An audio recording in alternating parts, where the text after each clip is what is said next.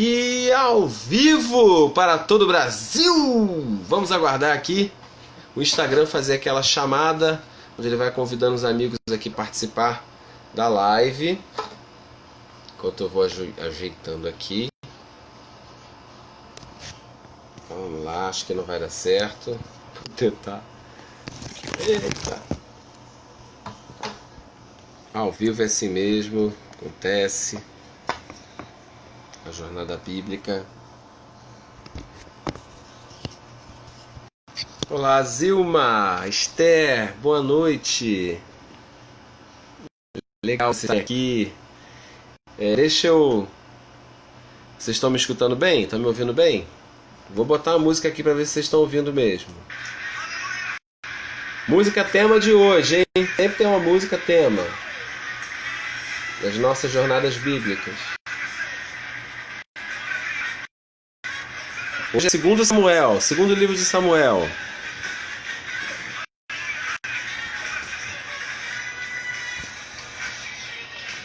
Vê se vocês conseguem ouvir.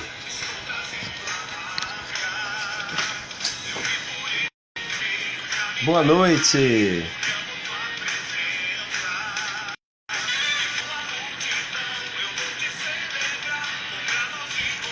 Vai pegando sua Bíblia, vai pegando seu caderno, papel para anotações.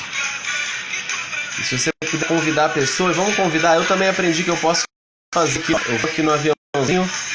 Enquanto eu estou falando com vocês, eu mesmo posso convidar a gente aqui para orar junto, para ler a Bíblia junto.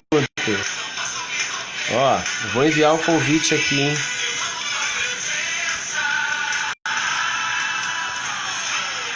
Tô enviando aqui.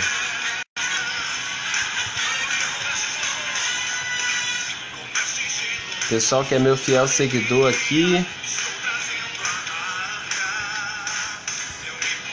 Vou chamar a galera.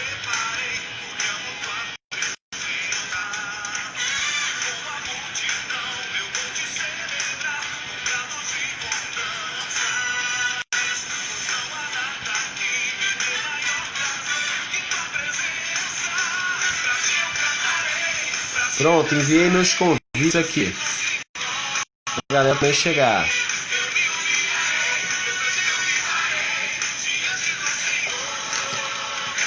E aí, vocês estão reconhecendo a música de hoje? Quem está reconhecendo, escreve nos comentários. Estou trazendo a arca. É o tema de hoje, segundo Samuel. O livro do rei Davi, o livro do reino de Davi, né? Agora Davi é rei. É sobre isso que a gente vai falar.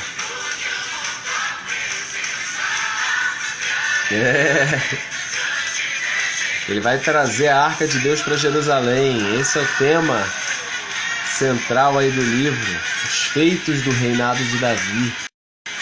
Ele vai discorrer um pouquinho mais sobre esse personagem. Na live passada a gente ficou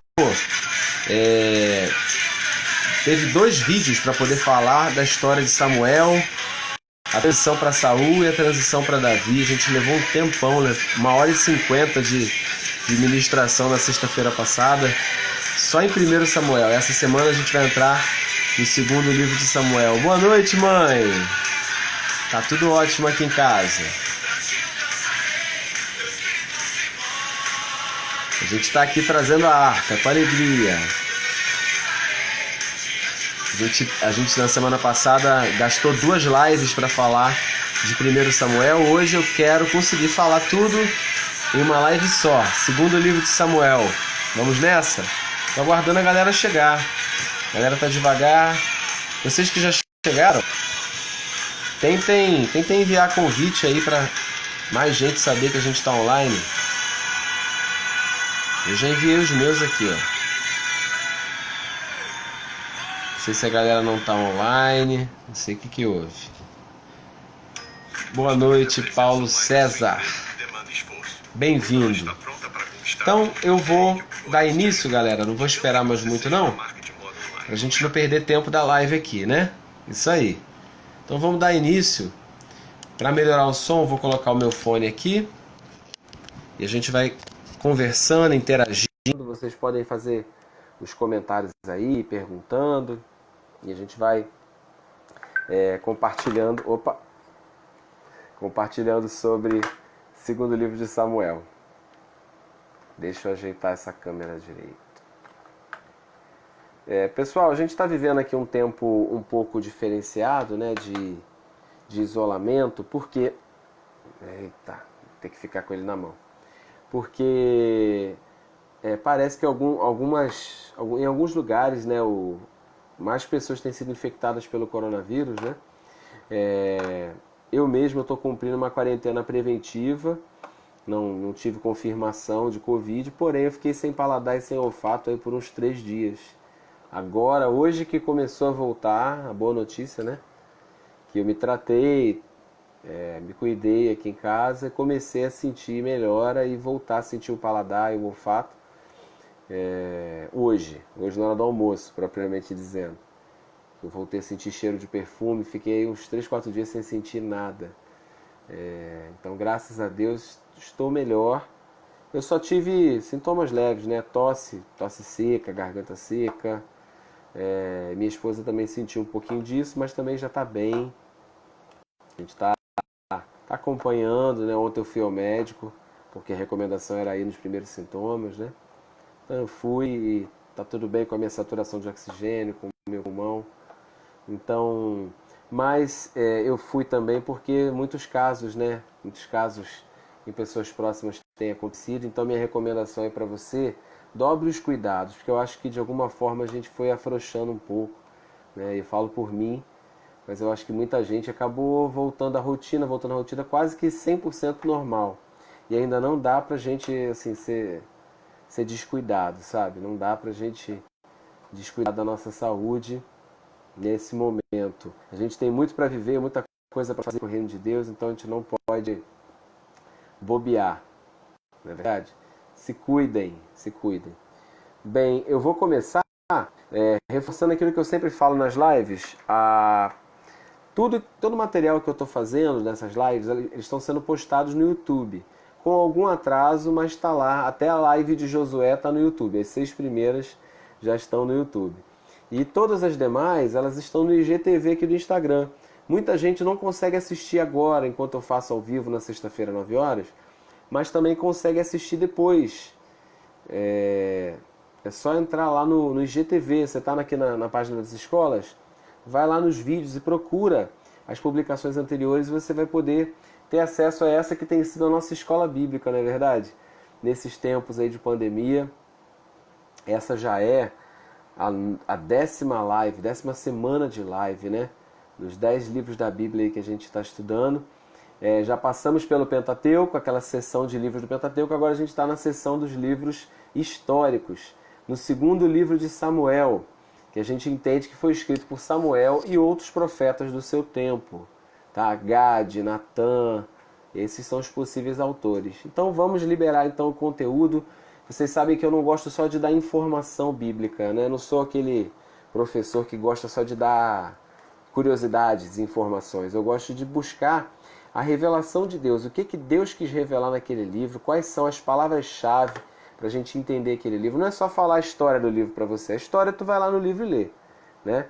É muito além de ler a história do livro. Eu quero trazer revelação, trazer quais as principais lições, o que Deus deixou pra gente naquele livro. Eu estou tentando procurar um ângulo aqui melhor, mas tá difícil. Vamos lá. Não tem jeito, acho que aqui é o melhor.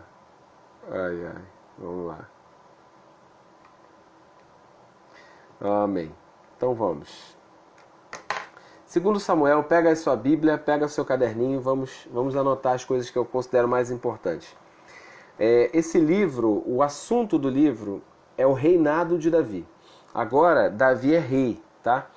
Agora, Davi não é mais um fugitivo. No primeiro livro, é a história da transição dos juízes para os reis e a primeira monarquia de Israel com o rei Saul. No segundo livro de Samuel, a gente tem a história do reinado de Davi.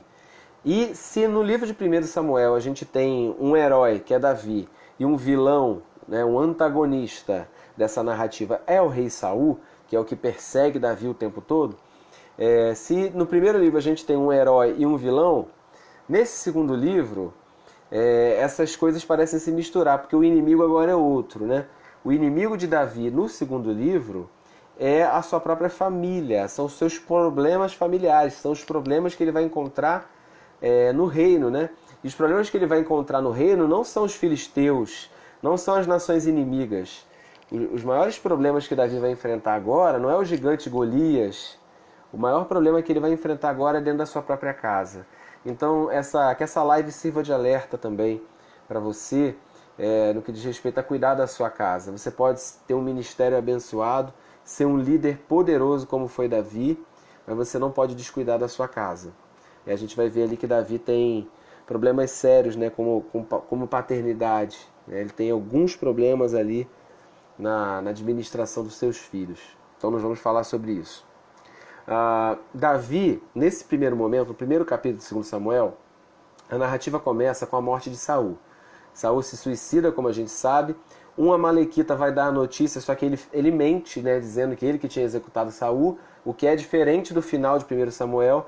Achando que ia agradar Davi com isso, Davi fala: rapaz, você meteu a mão para matar o ungido do Senhor, você está sentenciado à morte. E Davi manda matar esse rapaz, e Davi, ao contrário do que se esperava, ele não era agarrado ao poder, ele não era agarrado a posições. Davi vai chorar a morte de Saul, a morte do seu melhor amigo Jonatas, e ele vai fazer ali um salmo, um poema, lembrando da memória de Saul, da memória de Jonatas. Então é um episódio triste aí da história do rei Davi. Assim que ele deveria estar vibrando, porque agora ele ia ser aclamado rei, finalmente as promessas de Deus iriam se cumprir na vida dele. Pelo contrário, ele fica muito triste pela forma como aconteceu, pela escolha que Saul tomou. Saul estava totalmente perturbado. E aí Davi, ele é de imediato aclamado rei em Judá. Lembra que eu falei que Israel ainda era dividido de forma muito tribal, né? Cada tribo tinha seu líder, suas famílias, seus clãs, seus anciãos.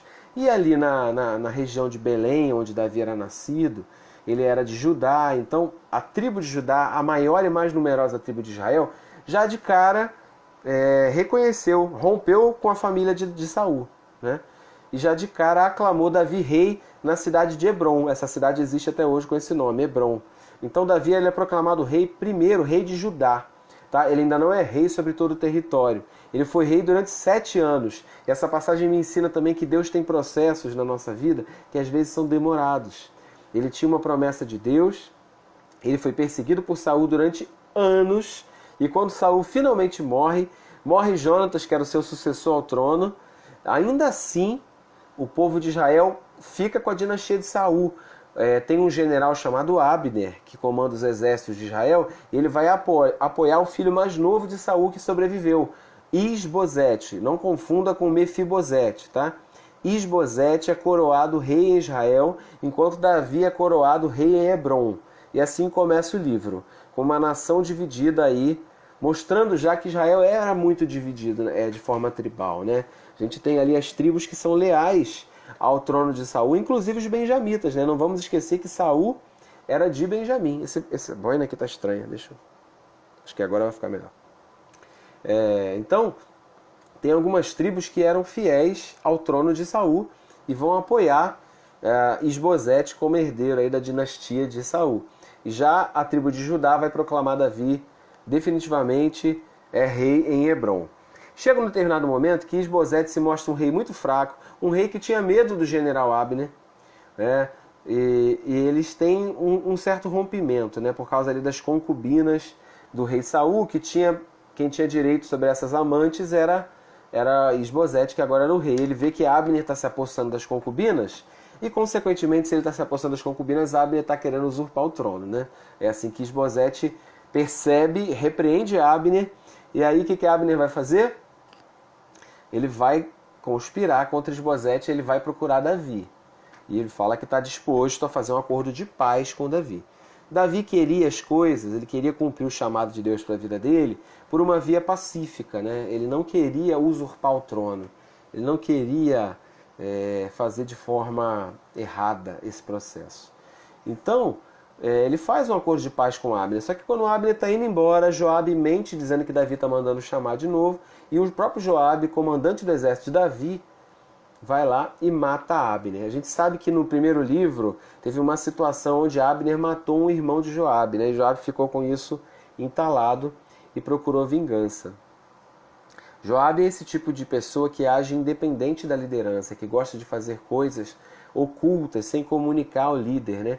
Inclusive, esse livro de 2 Samuel vai ensinar muito sobre lealdade e deslealdade pra gente, como já foi ensinado na primeira live, né?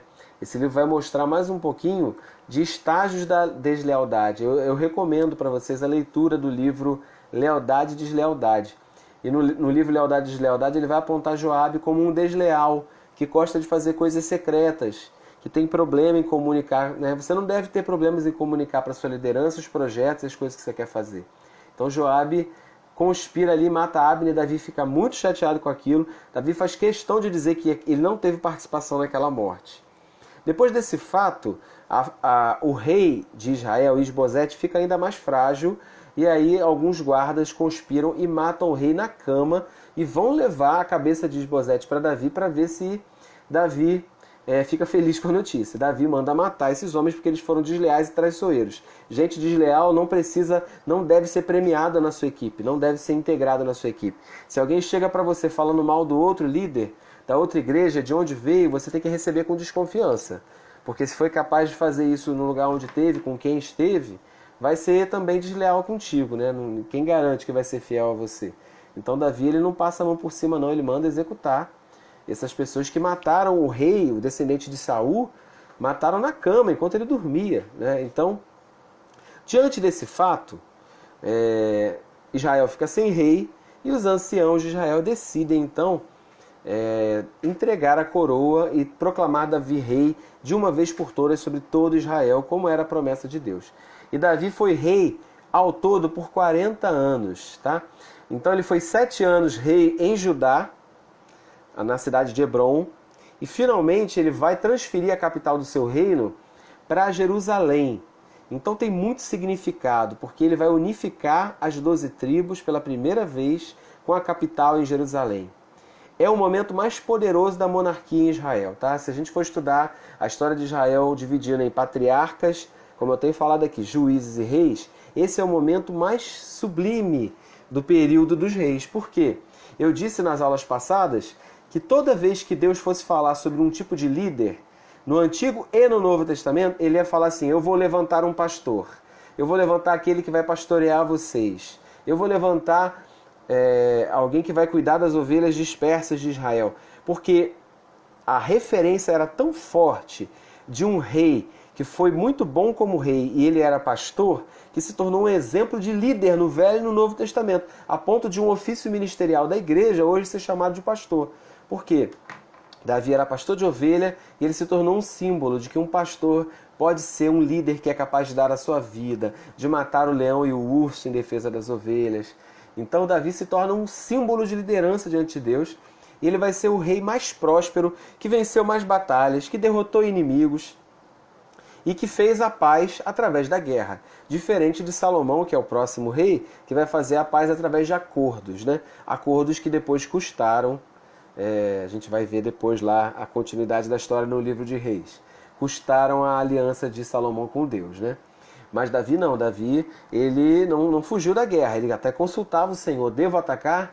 E o Senhor dizia: pode atacar porque eu te dei a vitória. Davi fez muita guerra durante todo o tempo da vida dele.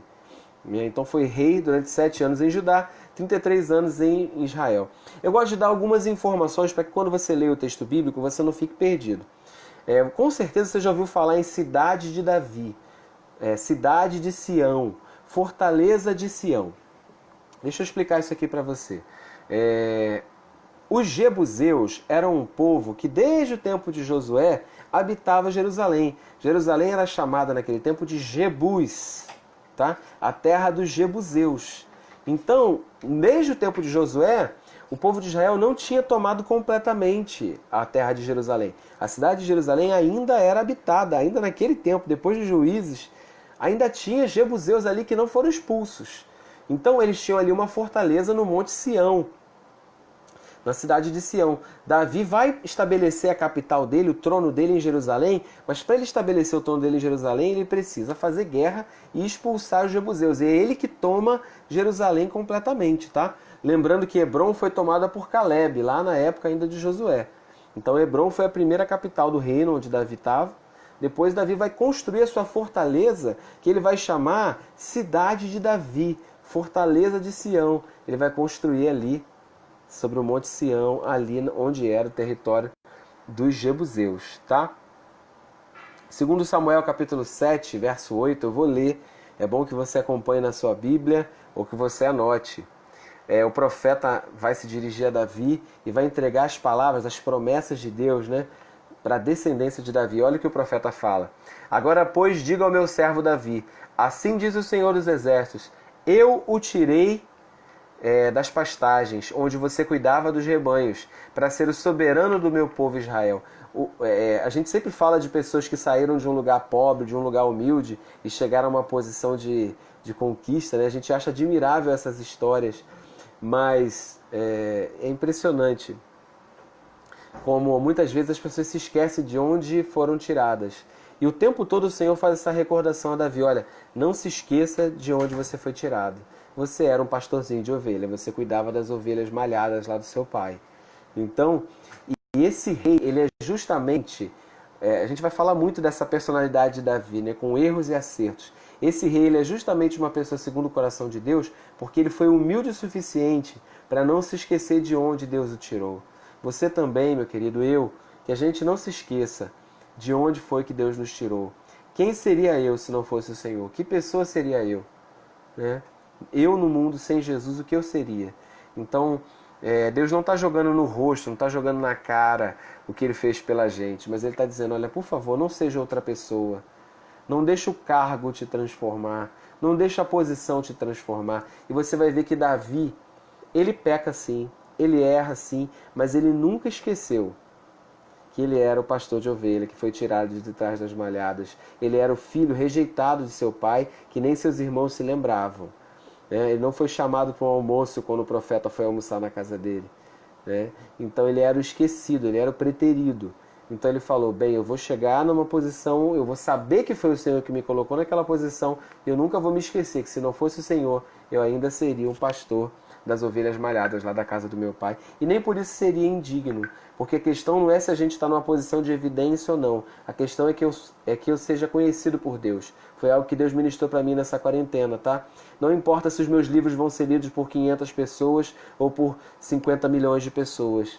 Não importa se minha pregação vai ser assistida por 30 pessoas no YouTube ou por 3 pessoas aqui no Instagram. O que importa é que eu seja conhecido por Deus no meu quarto e que eu conheça o quarto dele, que ele faça memória de mim, que ele se lembre de mim. Né? O quanto a questão de relevância no mundo espiritual não é o quanto a gente é conhecido, porque estar em evidência ou não é uma escolha de Deus. Existem pessoas que estão em evidência que não têm tanta intimidade com Deus. Isso eu posso afirmar categoricamente. Existem pessoas que estão em evidência por mídia. Mas existem pessoas que não estão em evidência e que têm muita caminhada com Deus. Então, assim, não busca estar em evidência. Busca... coloca aí o texto, 2 Samuel 7,8, é o que eu li. Eu estou lendo o capítulo 7, tá, de 2 Samuel.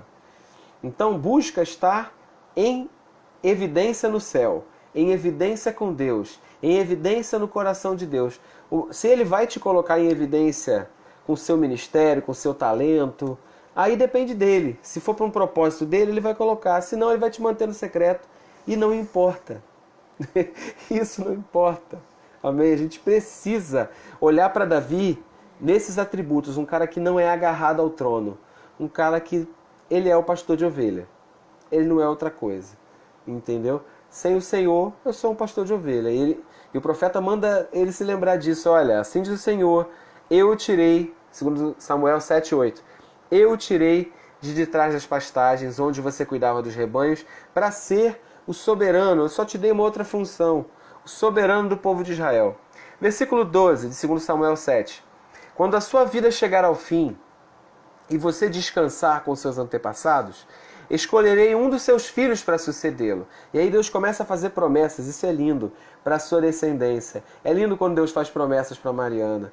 Ele faz promessas através de mim, né? Do que eu andei com ele, do que você, Zilma, andou com ele. O Senhor faz promessas para os seus descendentes. Escolherei um dos seus filhos para sucedê-lo, um fruto do seu próprio corpo. Eu estabelecerei o reino dele. Será ele quem construirá um templo em honra do meu nome. Eu firmarei o trono dele para sempre. Grava comigo essa palavra, para sempre. Se eu estivesse na igreja, eu ia dizer assim, repita comigo, para sempre. Sabe o que significa as palavras de Deus, gente? Deus falar assim, para sempre. Se Deus, que é o eterno, que vê a linha do tempo, se você perdeu, veja lá a live de Gênesis, onde eu falo sobre isso. Deus vê a linha do tempo não como nós vemos, Deus vê assim, um ponto só. Ele está vendo para sempre, ele está dizendo, olha, vai ter rei para sempre, descendente de Davi. Uau! Como é que tem um reino para sempre? Só se a pessoa que se sentar nesse trono for o imortal. Olha aí. Quem é esse rei, descendente de Davi, que vai se assentar num trono em Jerusalém? Porque às vezes a gente fala de Jesus como num trono espiritual, né? Como se Jesus estivesse num corpo espiritual, um corpo que é só espírito, e o trono dele fosse um trono celestial apenas. Tá? Mas os judeus entendiam e entendem isso literalmente, né? Ainda hoje eles não reconhecem Jesus como Messias, mas eles vão reconhecer, né? E eles entendem um reinado físico de Jesus, como de fato vai ser. Jesus vai vir num corpo físico, porque ele é da linhagem. Se você pegar a genealogia de José e de Maria, ambos são da linhagem de Davi. Então Jesus tem direito legal ao trono. E ele vai se assentar num trono físico, não um trono somente aquele à destra do Pai, não. Esse trono vai descer e ele vai reinar com a capital em Jerusalém, que vai ser a capital do mundo. É isso que os judeus esperam, a vinda do Messias num trono físico. Olha o que Lucas capítulo 1, estou pulando de livro só para você entender. Lucas capítulo 1, versículo 31 e 32, quando o anjo aparece para Maria, ele diz assim, você vai ficar grávida, você vai dar à luz um filho, e você vai pôr nele o nome de Jesus. Que lindo, né? Ele será grande e será chamado Filho do Altíssimo. Aí a gente às vezes lê as coisas assim de forma muito poética, mas é literal. Olha o que o anjo Gabriel, versículo 32 de Lucas 1, ele diz para Maria, o Senhor Deus lhe dará o trono de Davi, seu pai. O que é o trono de Davi? É ser rei em Jerusalém. É isso mesmo. Jesus vai assentar no trono porque ele é digno, ele é descendente do rei Davi. Depois a gente vai caminhar nas histórias dos reis, nas próximas lives, e você vai ver que chega um momento onde acaba a monarquia em Israel. E deixa eu te falar uma coisa. Não vou aguentar esperar até essa live. Em Israel, até hoje, não existe mais rei. Não existe mais rei. Existe primeiro-ministro, Benjamin Netanyahu. Então, vai voltar a ter rei lá. E quando voltar a ter rei, vai ter que ser um descendente do rei Davi.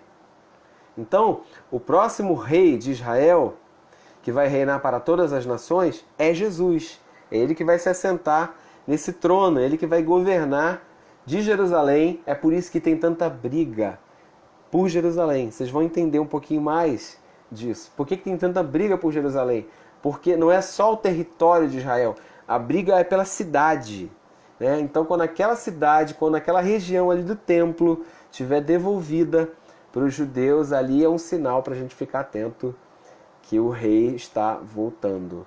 Mas voltando aqui para onde essa história toda de reino começou, o profeta manda dizer para Davi, olha, eu vou estabelecer uma aliança com você, com o seu descendente, e vai ter sempre um rei descendente de Davi sentado no trono. Deus faz essa promessa. Sempre vai ter um descendente de Davi sentado no trono. Olha que coisa linda que Deus promete. Eu estou lendo 2 Samuel 7, acho que é o versículo 13 ou 14 agora. O Senhor falando, eu serei o seu pai, e ele será o meu filho. Está falando de Salomão, mas está chegando até Jesus.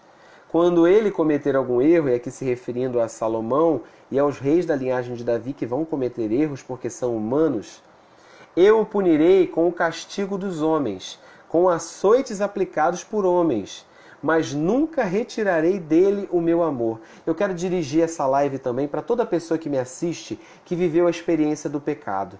Você que é líder, você que é ministro, você que caiu em pecado, você que já teve um ministério abençoado e fracassou, você que na sua caminhada com Deus está tendo muita dificuldade por causa do pecado.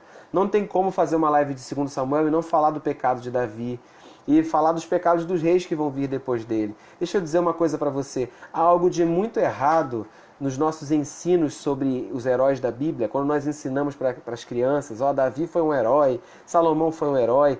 Nós pecamos às vezes porque nós não estamos dizendo para eles que heróis erram, que heróis cometem pecados. Deixa eu dizer, heróis erram, heróis cometem pecados, heróis falham. A Bíblia, em nenhum momento, eu acho muito lindo isso, porque a Bíblia, o Antigo Testamento em especial, ele mostra os homens como eles realmente são. E nós, às vezes, na igreja, nós não mostramos os homens como eles realmente são. Eu, Felipe, sou uma pessoa, passei de erros. Se você conviver comigo, você vai ver que eu erro. Entende? Todos nós temos coisas das quais nós nos envergonhamos. E se não fosse a graça de Deus, nós estaremos perdidos.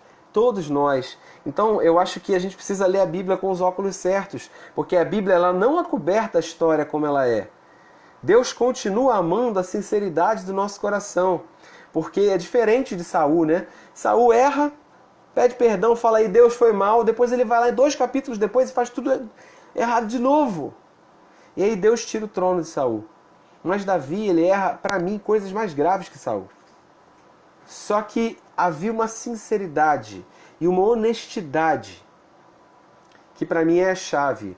Eu vou tentar conduzir essa live inteira para responder essa pergunta. Por que Deus perdoou o pecado de Davi? Né? Qual é a chave? Se existe uma chave para o perdão de Davi, existe uma chave para o teu perdão. Eu quero ensinar isso com a graça de Deus nessa live. O Antigo Testamento mostra os homens como eles realmente são. E às vezes na igreja nós pregamos e nós nos mostramos como superministros infalíveis. Que caia nessa noite toda ideia de superministro, sabe? Toda ideia de pessoa infalível, que isso caia. Porque essa mentalidade faz com que muita gente se escandalize e se desvie do Evangelho. E ao mesmo tempo essa mentalidade faz com que você nunca se torne um ministro, porque você conhece da palavra, tem o Espírito Santo, tem revelação, Deus te usa, mas você nunca tem ousadia para pregar e não avança às vezes no teu ministério porque você se vê cheio de falhas. Porque você tem zelo pelo Senhor e você não quer viver uma vida qualquer, mas aí você deixa isso te condenar. Não deixa esse zelo que arde no teu coração, permita que esse zelo te santifique, mas não deixa que esse zelo te paralise. Porque nós estamos num processo. É só você caminhar e dizer para as pessoas, olha, eu estou num processo. Eu estou num processo. Caminha comigo, aprende o Evangelho comigo, eu tenho coisas para te ensinar. Eu estou aqui fazendo essa live porque eu tenho coisas para ensinar. Eu tenho valores. Sabe, eu preciso saber que eu tenho valor. Eu preciso acreditar que eu posso abrir a boca e abençoar pessoas. Eu sei disso. Hoje eu sei meu lugar em Deus.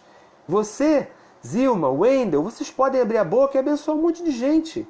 Então não se deixa paralisar pelos seus erros, sabe? Kézia, abre tua boca. Sabe? Você tem coisas preciosas para liberar. Acredita nas coisas preciosas que você tem para liberar. Mas você não é super. Você é uma pessoa, sabe? Se dê o atributo da humanidade. E dê aos ministros também o atributo da humanidade. Dê a eles o direito de serem humanos. Dê a eles, isso é graça. Dê a eles o atributo de serem humanos. Amém? E o Velho Testamento, ele não acoberta. E nem por isso o texto está aprovando os erros. Quando você lê lá as histórias, ele não está aprovando os pecados. Porque parece que a gente lê assim, poxa, Deus ainda usa o cara, né? O cara faz um monte de coisa e ainda assim Deus usa. Isso não quer dizer que Deus está aprovando. Ser usado, eu já falei aqui nas lives, né? Não quer dizer que você está sendo aprovado por Deus. Mas Deus, ele demonstra graça, ele demonstra misericórdia várias vezes com a vida de Davi. Então vamos falar um pouquinho dos acertos desse homem, desse rei. A primeira coisa que Davi faz, o primeiro ato de governo dele, o primeiro ato que você tem que ter na sua vida, quando você acordar, abrir os olhos, respirar, é priorizar Deus. Então o seu primeiro ato, quando você estiver na posição de governo, é priorizar Deus, sabe? Você chegou na posição de ser um diretor, Você chegou na posição de ser um líder de departamento, um líder na sua igreja, um líder na sua cidade, um líder político. Deus te colocou em alguma posição. Qual é a primeira coisa que você tem que fazer? Honrar a Deus em primeiro lugar. E é esse Davi que chama a atenção de Deus para essas atitudes. Quando ele se torna rei, ele toma a fortaleza de Sião, ele constrói ali a cidade de Davi, lá na fortaleza de Sião. Sabe o que ele faz? Ele pergunta pela arca. Ele pergunta assim, cadê a arca do Senhor? Onde está a presença de Deus? Que a gente possa se perguntar, onde está? O que estamos fazendo com a presença? A arca vivia em tendas, não tinha um templo para ela. A arca ficava em cidades, na casa de pessoas que nem valorizavam a arca. Então Davi, ele se faz uma pergunta, como eu trarei a arca? No capítulo 6 é o capítulo de onde Davi vai tentar trazer a arca de Deus de volta para Jerusalém. Ou seja, se eu vou estabelecer a minha casa, se eu vou estabelecer o meu trono numa cidade, eu quero o trono de Deus onde tiver o meu trono. Eu quero a autoridade de Deus onde tiver a minha autoridade. Eu quero o governo de Deus onde tiver o meu governo. Você está entendendo? Se você é um pai, se você é um marido, se você é um pastor, se você é um líder de célula, se você é um diretor, um vendedor, você tem que trazer o governo de Deus para onde você tiver. Davi entendeu que ele tinha que trazer essa tal de Arca da Aliança para Jerusalém. Ele botou na cabeça, se eu estou em Jerusalém, a arca tem que estar aqui em Jerusalém. Se aqui é a capital, é daqui que os israelitas têm que vir para cultuar o Senhor, é aqui que tem que ficar a arca. E ele empreende essa jornada de trazer a arca de volta. Só que ele tenta fazer as coisas de Deus do jeito dele. E aí ele compra um carro de bois, a gente conhece a história, não estou aqui para contar a história para você, estou aqui para pegar os detalhes, a revelação que tem ali. E existe um lugar, uma passagem lá no capítulo 6 de 2 Samuel, onde eles estão carregando a arca no carro de bois, de forma diferente do que foi instruído lá em Levítico. Assista a live de Levítico que eu falo sobre isso. A arca era para ser carregada com varais nos ombros dos levitas da família de Coate, dos coatitas. Então Davi não foi pesquisar as escrituras para entender o que Deus queria. Ele foi fazer o que ele achava bom, fazer para Deus sem saber como Deus queria. E aí o que acontece? Um homem chamado Uzá, talvez já tivesse, a arca tivesse ali perto da família de Uzá durante tanto tempo, porque eram eles que tomavam conta, que aquela arca se tornou algo comum para ele. Deixa eu te falar algo que também está no livro Lealdade e Deslealdade. Acho que está no livro A Recompensa da Honra, do John Bevere. Segura essa revelação aí. O que é honra e o que é desonra? Honrar significa tratar algo ou alguém como especial, como um digno de destaque. Por exemplo, a apóstola Nelma está aqui, ela merece um destaque de estar me ouvindo aqui. Ela que foi minha professora na turma dos juniores, né? Então ela é digna de honra, ela tem uma história com Deus. Né? Honrar é colocar em destaque, né? Alguém que merece ser destacado ou alguma coisa que merece ser destacada. Então a Arca da Aliança, ela merecia ser honrada, porque aquele objeto não era a presença de Deus, simbolizava a presença. Então a maneira como ela era tratada demonstrava o cuidado com o Senhor, com as coisas do Senhor. Se ela era negligenciada, então havia negligência com o Senhor. Aí o John Bevere, no livro A Recompensa da Honra, ele fala o seguinte: se honra significa tratar de forma diferenciada, tratar como destaque, tratar como especial, o que significa desonra?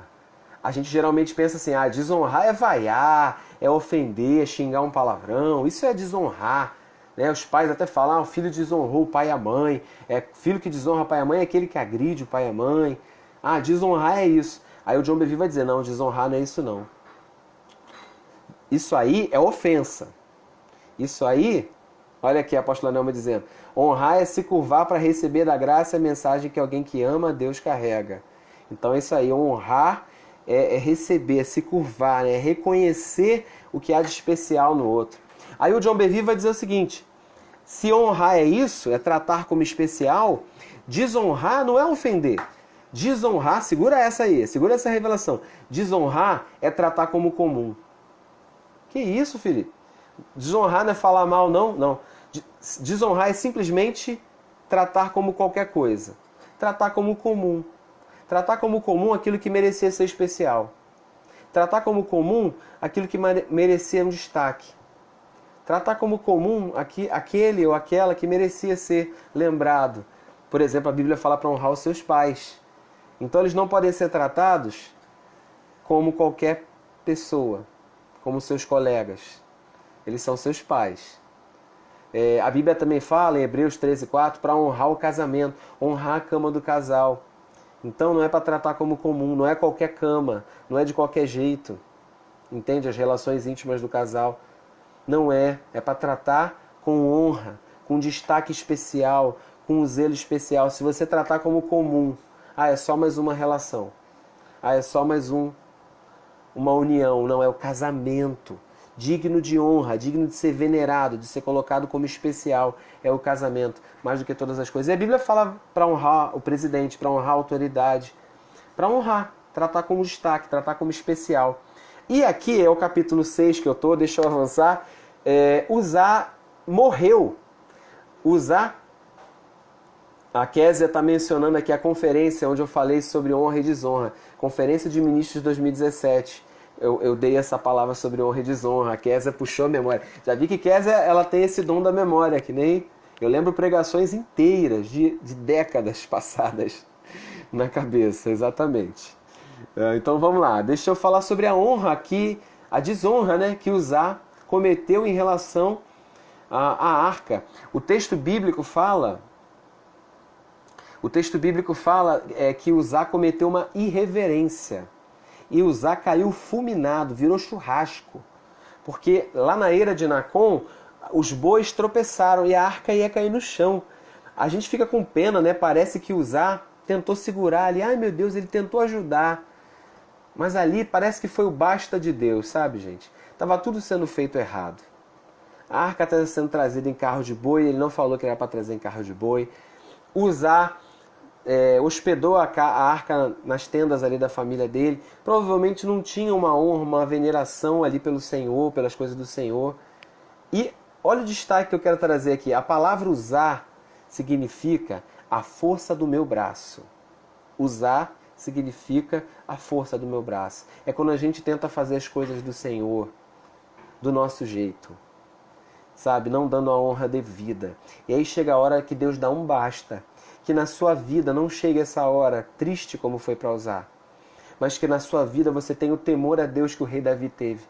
Davi poderia ficar magoado com Deus e dizer, agora eu não quero mais saber de trazer a arca para Jerusalém. Mas não, ele entendeu que precisava trazer para a capital a arca da aliança. Então, Davi ele faz essa pergunta que é de cortar o coração.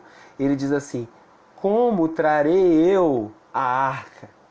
Como trarei eu a arca da aliança? Existe uma postura, existe uma maneira de Deus, de conduzir as coisas de Deus. E a nossa vida tem que ser conduzida pela pergunta que conduziu Davi. Ele o tempo todo perguntava, como, Senhor? Como eu vou conduzir? Como eu vou conduzir? A gente precisa fazer como Davi, se perguntar, ter temor. Meu Deus, eu estou conduzindo a minha célula da maneira certa. Eu estou conduzindo o meu ministério da maneira certa. Eu estou fazendo a coisa certa. Sabe, esse temor não pode sair do nosso coração. Eu não posso dar 7 passos sem perguntar se é isso mesmo. É isso mesmo, Senhor. Como trarei eu a tua arca? E aí Davi foi para a Escritura. E ele descobriu como que era para trazer a arca. E então ele vai. E ele traz a arca da forma certa, com os levitas carregando sobre os ombros. E ele começa a dar 6 passos. E antes de dar o 7º passo, ele sacrificava. É exagero, né? É exagero, mas é temor. 6 passos, sacrifica. 6 passos, sacrifica. Outra coisa que me chama a atenção, em 2 Samuel, capítulo 6, versículo 14, diz que Davi estava vestindo o colete sacerdotal de linho. Ele foi dançando com todas as suas forças perante o Senhor. Quem sabe você já tem ouvido, você veio de uma denominação mais histórica, você já tem ouvido aí que na igreja a gente não bate palma, na igreja a gente não pula. Tem gente que ainda pensa assim. Eu estava ouvindo hoje um pastor de uma denominação histórica lendo esse texto, porque eu pesquiso na internet, né? E ele falou, irmãos, a gente é de uma denominação histórica, mas olha só, o que eu faço com esse texto? E o pastor de uma denominação que não bate palma, que não dança, ele falou, aqui diz que Davi perante o Senhor dançou. até perder suas forças. Ele falou, olha, não quero entrar nesse assunto com vocês não, mas deixa aqui para os irmãos pensarem. Eu achei o máximo quando uma pessoa, sabe, é capaz de rever os seus costumes olhando para o texto bíblico. Davi dançou com todas as suas forças. Naquela época não tinha calça comprida não, meu irmão. Talvez as partes de Davi tenham aparecido ali para o povo. Ele era um rei. E ele não se preocupou de passar vergonha não. Sabe quando a gente dança e aparece às vezes o cofrinho? Toma cuidado, né, mano? Mas ele não teve vergonha, sabe, de se ajoelhar, de ficar numa posição, porque ele não era agarrado à posição. Lembra que eu falei no início da live? Ele não era agarrado à posição de rei. Ele, na cabeça dele, ele era um pastor de ovelha. E o Senhor o colocou naquele lugar. Então ele estava muito feliz, porque eu estou trazendo o Senhor para o centro do meu governo. Então ele dançou e ele se entregou com todas as suas forças. Mas quero destacar aqui que Davi estava honrando a arca. Mas que Obed-Edom, enquanto Davi procurou saber como é que deveria trazer a arca ficou alguns meses, acho que 3 meses, na casa de Obed-Edom. E a casa de Obed-Edom prosperou naquele tempo. Que coisa, né? A arca ficou em várias casas durante muito tempo e ninguém nunca registrou que a casa prosperou. A única casa que prosperou foi a de Obed-Edom. Talvez esse homem tenha entendido e dado a honra que as coisas do Senhor mereciam ter. O fato é que agora Davi está honrando o Senhor com todas as suas forças, ele dá festa, ele distribui comida para o povo, ele volta para casa todo feliz para abençoar os seus filhos. Mas o texto diz que Mical, a filha de Saul, que agora foi dada em casamento a Davi, né, porque ele assumiu o reino, aquela mulher rejeita Davi, né, no seu coração, e Davi dá uma resposta para ela. Ele fala, olha, porque ela diz assim, olha, você se comportou como um homem qualquer, você se comportou como um homem vulgar. E aí Davi dá a devida resposta, né? Não deixe que ninguém roube a tua adoração, a tua expressão. Davi fala, olha, Mical, o Senhor que me fez rei no lugar do teu pai, essa é a resposta que ele dá. O Senhor que me fez rei no lugar do teu pai, ele, o Senhor, diante dele, eu me humilharei e me humilharei ainda mais. Vou passar ainda mais vergonha. Se você me achou ridículo, eu vou ser mais ridículo ainda, porque foi ele que me exaltou. Então é diante dele ainda mais ridículo, mais esquisito eu ainda vou me fazer. E daquele dia em diante o texto fala que Mical nunca deu filhos a Davi. Nunca deu filhos a Davi. Né? Então ali ela se tornou estéril, provavelmente como uma maldição por aquela atitude. Então cuidado no teu coração para você não rejeitar também aquelas pessoas que estão fluindo na unção, sabe? Às vezes tem algo legítimo acontecendo e a gente tem um espírito crítico. Eu vou falar da crítica mais daqui a pouquinho, né? A gente vai falar sobre lealdade e deslealdade, né? Quantas histórias de honra e de desonra e de lealdade e deslealdade a gente tem nessas histórias dos reis. Uma história belíssima de lealdade registrada nesse livro está no capítulo 9, porque Davi um dia para pensar, como eu disse, ele sempre se lembra que ele é o pastor, né, que foi o Senhor que o colocou no trono.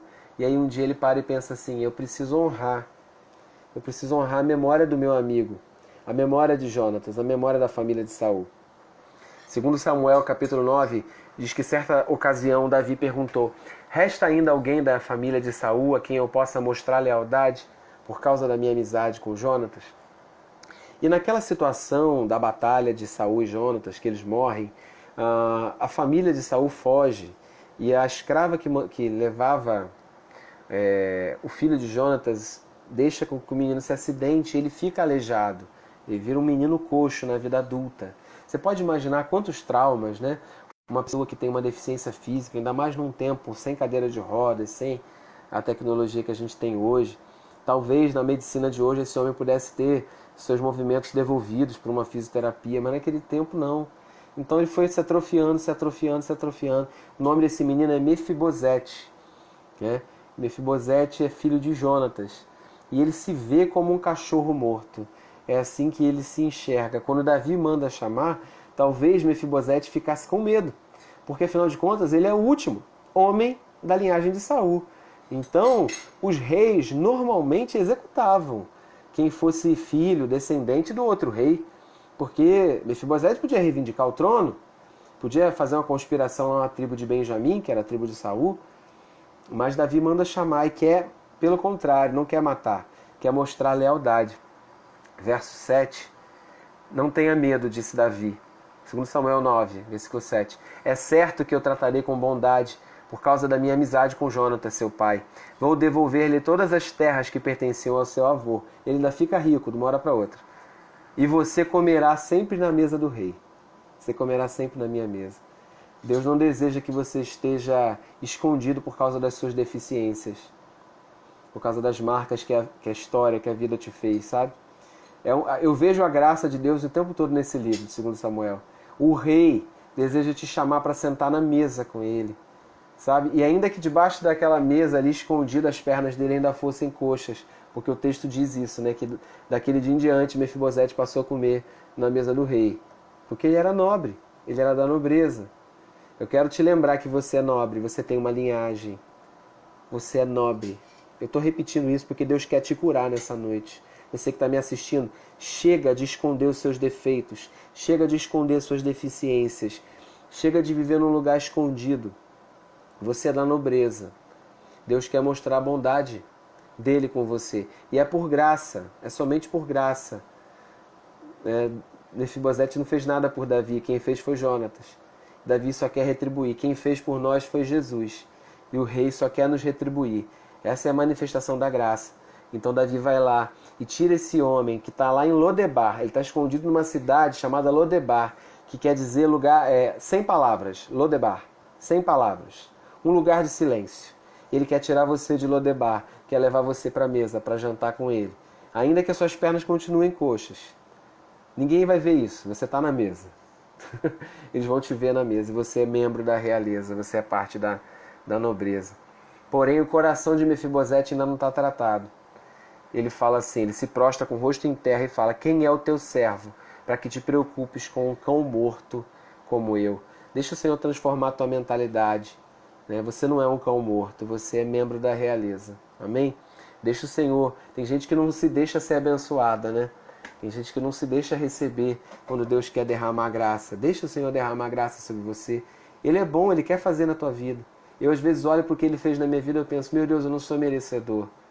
Como Davi, né? Eu era só um pastor de ovelha, eu cuidava das ovelhas malhadas do meu pai. Eu era um filho esquecido. Ah, meu Deus, eu nasci em Uaíba. E o Senhor vai te levar, cara. O Senhor vai te levar para lugares altos. Se Ele assim o quiser te colocar em evidência, Ele vai fazer. Mas só aceita o que Ele vai fazer por você. Amém, meu querido Wendel? Eu tenho você muito no meu coração. Amém? Você é essa pessoa nobre. É você mesmo. Você é essa pessoa nobre. Amém? Você tem direito à mesa. Amém? Aleluia! Vamos nessa. Eu quero te perguntar então, como você que está me ouvindo, que vai ouvir esse vídeo ainda depois, como que você se vê sentado na mesa do rei? Você está na mesa, mas não fica olhando para a tua deficiência, não. Fica olhando para aquele que te amou primeiro, que te deu graça. Davi também foi alvo dessa graça. É sobre isso que eu quero falar agora. Deixa eu só ver o meu relógio aqui, gente, porque a hora, né, passa e a gente nem... Meu Deus, é isso mesmo? Eu vou ter que dividir essa live no meio.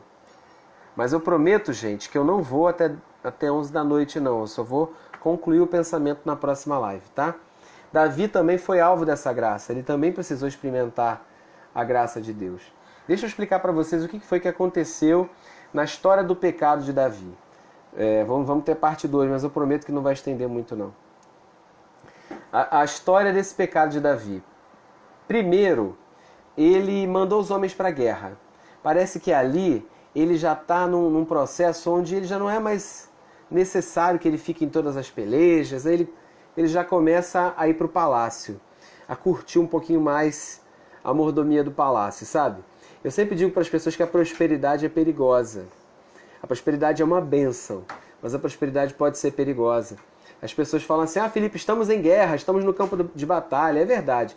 Gente, como nós estamos passando por batalhas nesses dias, quantas enfermidades, quantos enfrentamentos. Mas deixa eu dizer para você, a batalha é um lugar mais seguro do que o palácio. Davi fracassou no palácio. Né? A queda dele foi no palácio. No campo de batalha, o Senhor era com ele, ele vencia. Então, às vezes, o lugar de folga, né, é um lugar perigoso. Você serve a Deus. Às vezes, você está no meio da enfermidade, você vai em 2 células. Mas aí, no tempo da prosperidade, aí você quer descansar, quer curtir um passeio. Não tem nada de errado nisso. Mas toma cuidado para que o seu coração não comece a cobiçar e amar as coisas do mundo. Diz que Davi estava certo dia no palácio, os homens tinham ido para a guerra e uma mulher de repente achou, tá todo mundo na guerra, resolveu tomar banho exposta. É a Betseba. Davi vai para o quintal do palácio, ele olha aquela mulher. E ele, na posição de rei, ele começa a achar que tudo que ele quer, ele pode ter. É muito complicada essa psicologia, né, Cíntia? Quando a gente acha que tudo a gente pode ter. Tudo é lícito. Eu posso fazer tudo. Na posição que eu estou, tudo eu posso conseguir. E Davi vai e ele cobiça aquela mulher, ele manda ela ter com ele e ela tem uma noite com ele. Uma noite com o rei Davi. Só que o marido dela, ele não era qualquer um. Urias era parte daquele grupo ali, do batalhão dos 30 de Davi, dos 30 melhores. Provavelmente Urias era um daqueles valentes lá da caverna de Adulão, da live passada. Era um dos homens mais leais de Davi. Um dos 30 mais leais, eu te garanto, porque o nome dele está na lista. Se você ler lá em 1 Samuel, na lista dos valentes de Davi. Caramba! Fazer isso com um homem tão importante do exército, né? Que coisa! A Cíntia está dizendo, né? Nem todos podem ser prósperos e descansar. A síndrome de que o mundo gira em torno de mim. Né? Foi isso que atacou, essa síndrome atacou aí a personalidade de Davi. E ele peca. Mas o problema é que não parou aí. Aquela mulher engravidou. Né? E aí as consequências começam a vir. Daquela gravidez, Davi então ele tem um plano. Qual é o plano A de Davi? Vamos manter isso escondido. Ele resolve o seguinte. Manda Urias vir da guerra. A guerra naquele tempo durava anos. Às vezes o homem estava mais de um ano fora de casa. Se aquele homem volta da batalha e a mulher tem um bebê, a coisa não ia ficar boa, né? Nem para ela, nem para a história ia correr. Então Davi ele tem uma ideia. Eu vou promover Urias, eu vou honrar Urias. Aí manda Urias vir, dá um jantar para ele, pede relatório, fala aí Urias, como é que tá a guerra? Urias se sente muito honrado pelo rei. Aí o rei fala, olha, eu vou te dar como presente agora que você volte para sua casa para ter uma noite com a sua mulher, para rever seus filhos. Pode dormir na sua casa essa noite e amanhã você volta para o campo de batalha. E Davi está achando que está resolvido. Daqui a pouco Urias vira e fala, rei, eu não vou. Para a tristeza de Davi, para nossa tristeza quando lê o texto, Urias é tão leal aos seus irmãos, é uma pessoa tão correta, e é muito triste quando a gente erra com uma pessoa que é tão correta. Olha, imagina a crise de consciência de Davi. Urias vira e fala, não, meu rei, os meus irmãos estão dormindo nas trincheiras da batalha. Eu não posso ir dormir com minha esposa na minha casa. E Davi despede ele e aquele homem, Davi manda perguntar, ele passou a noite na porta do rei. Ele não foi para casa, ele não dormiu em casa, ele dormiu na porta do palácio. Ele não foi ver a mulher no tempo que ele foi em Jerusalém. Já um tempão longe de casa. Aí Davi entra em desespero. É quando uma mentira puxa outra mentira. Jesus certa vez vai dizer, olha, um abismo chama outro abismo. Quando você não resolve uma situação, essa situação puxa outra. E aí Davi vai para o plano B. Olha, se o plano A não serviu, eu preciso dar uma solução para essa história. E aí Davi manda Joabe, que é o general, que já era um general que gostava de desobedecer a ordem de Davi, de agir independente. Imagina esse general aí sabendo coisas particulares de Davi, né? Davi manda chamar Joabe e fala assim, é o seguinte, eu quero que você vá para a batalha com Urias e quando a batalha estiver no lugar mais intenso, você deixa Urias sozinho e recua com todo o exército. Então o que Davi está pedindo? Olha, vamos entregar Urias para a morte. Vamos entregar Urias para morrer. Então é assim, gente, que Davi vai arquitetar não apenas um adultério, mas seguido a isso, ele vai arquitetar o homicídio, a morte de Urias, né? É claro que tudo isso tem uma consequência, né? Um abismo chama outro abismo. Davi, a Betseba engravidou, mas esse filho nunca viveu, esse filho morreu. Davi fica muito abatido, clamando ao Senhor para que isso fosse revertido, mas o bebê finalmente morre. E toda essa herança de pecado, você vai ver que depois vai chegar na descendência de Davi. Os filhos dele vão ter consequências dessa situação, vão colher consequências dessa situação. Eu tenho 10 segundos para encerrar a live, eu vou fechar, mas assim, a gente precisa continuar essa história para a gente falar da graça de Deus sobre ele. Até lá.